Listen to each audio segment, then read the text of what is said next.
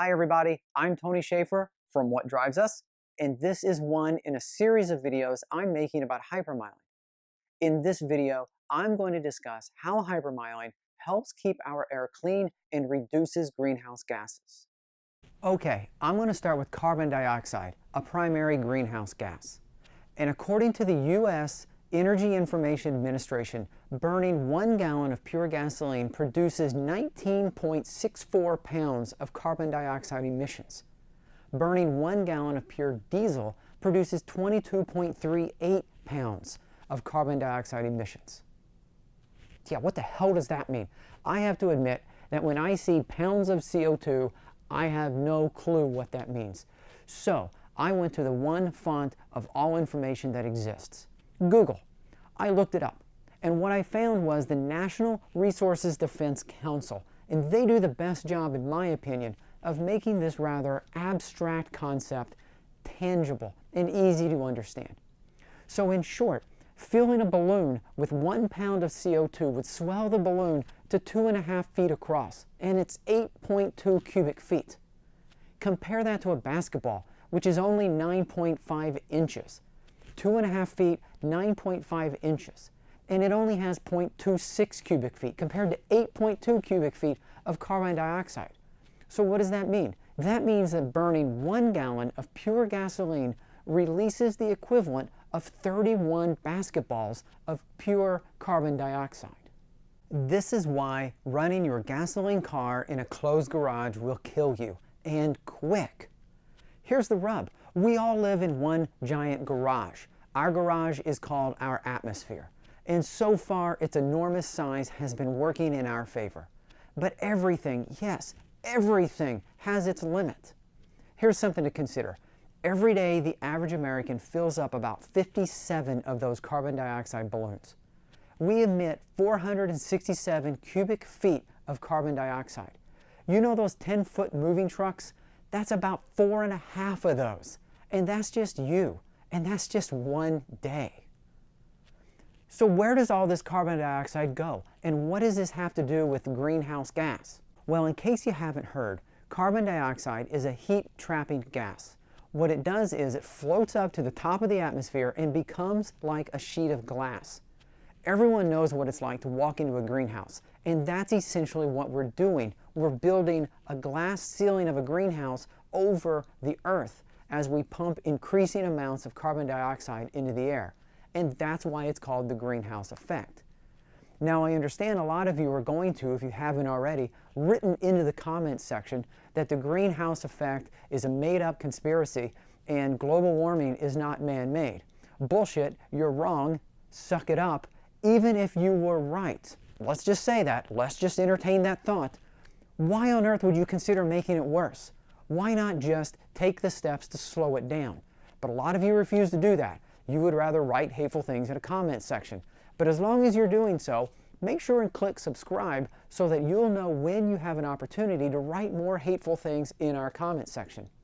I'm going to ignore you and move on. Because as though it's not bad enough that we're pumping increasing amounts of CO2 into the atmosphere, carbon dioxide is the longest lasting greenhouse gas, which means your great-grandkids and their kids will still be affected by the tailpipe emissions that you're releasing today. It's not enough to just consider your driving habits and calculate your contribution to greenhouse gas emissions. You have to consider everyone else on the road and all the shipping and transporting that goes into making and moving your gasoline. This is why if we can consume less gasoline as a population, we can radically reduce the amount of emissions being emitted all around the world. But we all have to do something. Okay, so now I want to talk about how hypermiling can help reduce the amount of particulates in the air that we breathe.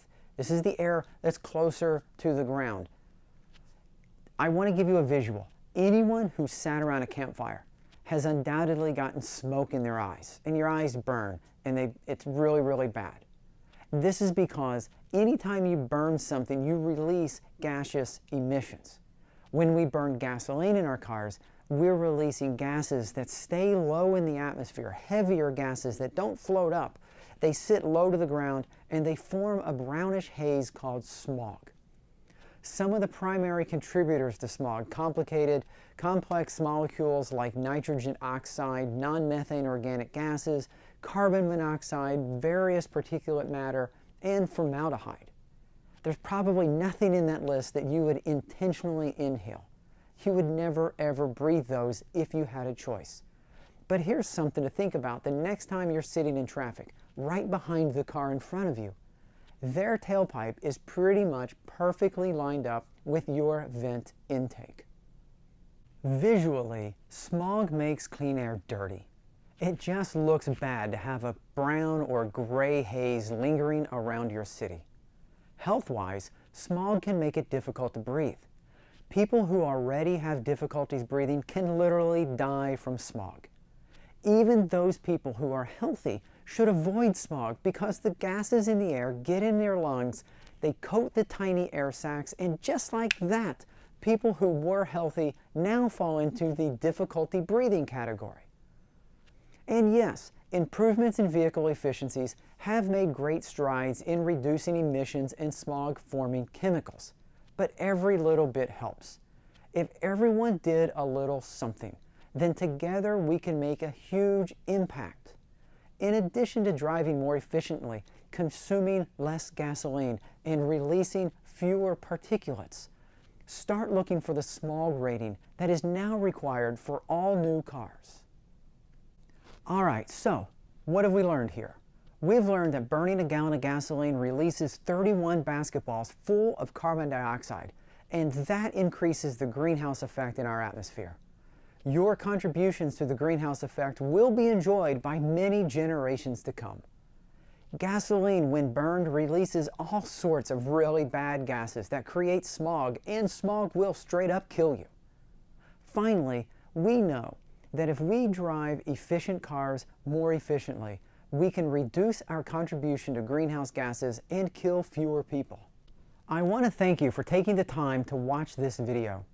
If you want to see more videos like this, head over to the What Drives Us channel. That's where you'll find our weekly podcasts, car reviews, and more videos about hypermiling. Our podcasts, by the way, are recorded live every Wednesday night.